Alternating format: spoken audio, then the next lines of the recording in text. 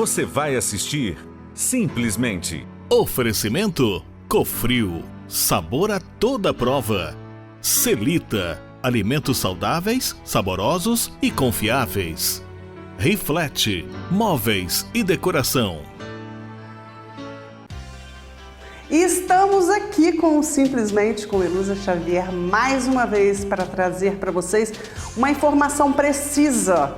O quanto nós precisamos de cuidar da nossa saúde. O quanto o intestino eles falam que é o nosso segundo cérebro. Para isso nós trouxemos o doutor Leonardo Machado, ele que é coloproctologista, e a gente vem falar um pouquinho sobre essas doenças, né, que atingem a gente, que muitas vezes a gente só procura quando não tem mais jeito. A prevenção na medicina também está nessa parte da doença, nessa parte do corpo que é o intestino, né? E logo depois, acho que eu não vou contar não, né, Natan?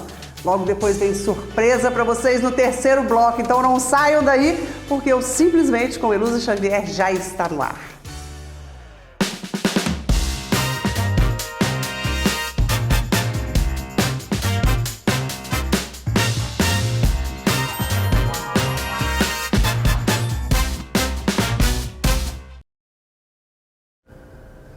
Vamos falar de um assunto hoje muito interessante que atinge muitas pessoas e a gente não tem noção dessa demanda. Nós vamos falar hoje com um coloproctologista que está aqui conosco, que é o Dr. Leonardo Machado. Primeiro eu gostaria de agradecer muito de ter essa oportunidade de estar aqui falando com o senhor. É um prazer. Prazer é meu, Heloísa. Senhor nada, né? Esse menino, não é verdade, doutor? Só cara. Coloproctologista, essa palavra é uma palavra bem grande e pesada. Fala pra gente o que é. Então, o coloproctologista é um médico especialista em tratar as doenças do intestino, do reto e do ânus. Além das... é uma especialidade cirúrgica, né? Então, para ser coloproctologista, depois dos 6 anos da faculdade de medicina, você precisa fazer a residência em cirurgia geral, 2 anos, e depois mais 2 anos de coloproctologia, que é uma especialidade cirúrgica e clínica também, né? É bem prevalente as queixas de constipação intestinal, diarreia, as doenças inflamatórias intestinais, que é a doença de Crohn, retocolite, e além das doenças relacionadas ao canal anal e o ânus. Doença hemorroidária, fístula, fissura. A gente trata também o câncer coloretal, que hoje é comum? Que hoje no Brasil e no mundo, né, é o segundo câncer mais prevalente, tanto na mulher quanto no homem. No homem só perde para o câncer de próstata e na mulher para o câncer de mama. Então é bem prevalente, é uma especialidade que tem uma importância, né? Grande, assim, né? Eu já ouvi falar por muitas vezes que depois do cérebro, o órgão mais importante que nós temos é o intestino. Fala-se sobre esse assunto? Fala-se. Eles costumam falar que é o segundo cérebro, né? Atrelado à questão da ansiedade, né?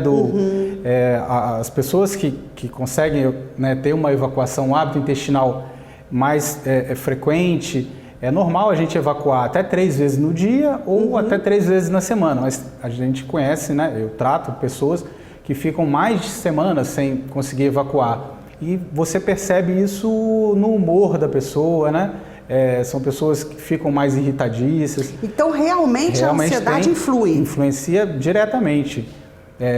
A questão da ansiedade está diretamente ligada a essa questão da saúde do intestino, né? Gente, olha que coisa interessante. Quem diria, quando que a gente podia pensar que esse assunto fosse fato? Doutor, vamos começar então falando da importância que é o intestino para a nossa vida, desse tratamento, desse cuidado, de procurar estar sempre fazendo exames. Então, o brasileiro, né, tem essa situação de fazer o check-up anual, né? E aí se preocupa normalmente com colesterol, triglicerídeos, né, a parte cardiológica e algumas outras áreas, né, acaba sendo um pouco deixada de lado e só acabam procurando quando acontece alguma coisa. A Sociedade Brasileira de Coloproctologia orienta todo mundo, independente de ter sintomas ou não, a gente chama isso de rastreio, para fazer o rastreio de câncer coloretal a partir dos 45 anos. Como que funcionaria isso? Todo mundo precisaria fazer uma colonoscopia, que é um exame endoscópico, né? Onde você consegue, né, o médico consegue examinar todo o intestino. Nosso intestino tem aproximadamente 1,5 metro. Então, é feita uma sedação e a gente consegue estudar, porque a principal via de câncer do intestino, o câncer coloretal, é de um pólipo que ao longo dos anos ele se transforma. Então, independente de ter sinais de alarme, que seriam sangramento nas fezes, perda de peso de maneira inexplicável ou mudança do hábito intestinal, independente de ter esses sintomas de alarme, todo mundo precisa fazer uma colonoscopia a partir dos 45 anos. Se tiver tudo... Uma vez por ano? Não, então, aí se tiver tudo bem no exame, só precisa ser repetido a cada 10 anos. Se for encontrado algum pólipo, dependendo da quantidade de pólipo, do tipo histológico do pólipo, aí o intervalo diminui. Mas se tiver tudo bem na colonoscopia normal, só a cada 10 anos, se não tiver nenhum sinal de alarme nesse intervalo. Ok.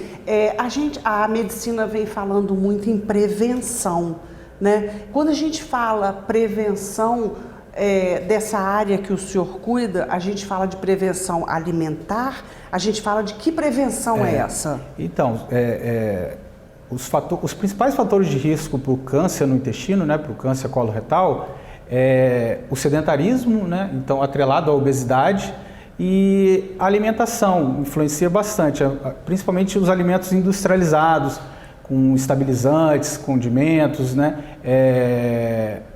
baixa ingestão de fibras. Isso tudo, ao longo dos anos, os estudos mostram que isso está diretamente relacionado ao câncer coloretal, sem contar o tabagismo, né, outros fatores de risco, mas a obesidade é um dos principais fatores.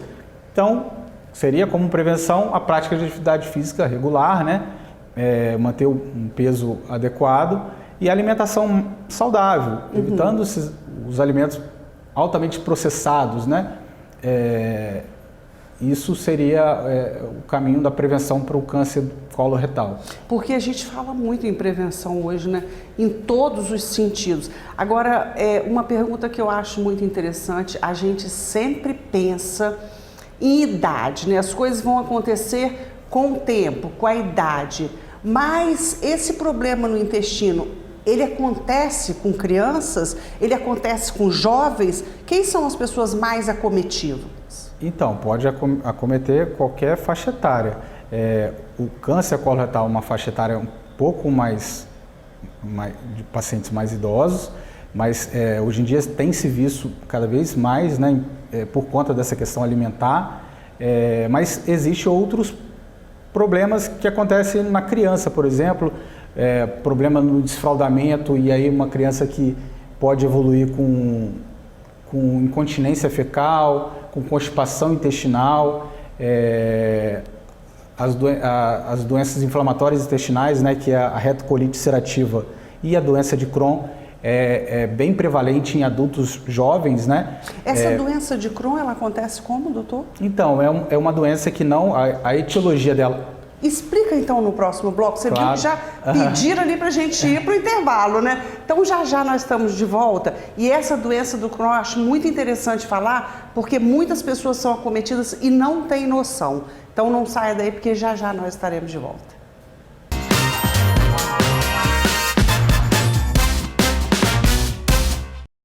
Você está assistindo Simplesmente. Oferecimento Cofrio, sabor a toda prova. Celita, alimentos saudáveis, saborosos e confiáveis. Riflete, móveis e decoração.